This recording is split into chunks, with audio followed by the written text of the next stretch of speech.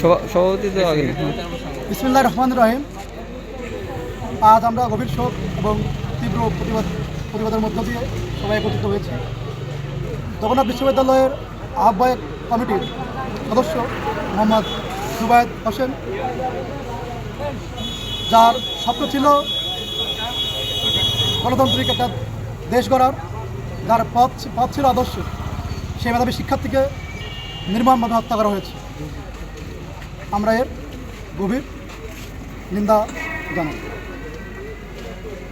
আমাদের বিগত সময়ে দেখেছি আমাদের দেখতে দেখতে আমাদের মধ্য থেকে হারিয়ে গেল শহীদুল ইসলাম পারভেজ, ঢাকা বিশ্ববিদ্যালয়ের সাম্য ভাই, এবং আজ আমাদের জুবায়েদ হোসেন পারভেজ, জুবায়েদ ভাই। আমরা ছাত্রদল শক্তিশালী একটা সংগঠন। আমরা চুপ করে আছি বলে এই নয় যে আমরা শুধু মারি খাবো। আমরা এর গভীর নিন্দা জানাচ্ছি এবং একই সঙ্গে সঠিক বিচার চাচ্ছি দুই দ্রুতের সঙ্গে। শ্রীপুর সরকারি ডিগ্রি কলেজ ছাত্রদল আমরা এর গভীর নিন্দা জানাচ্ছি।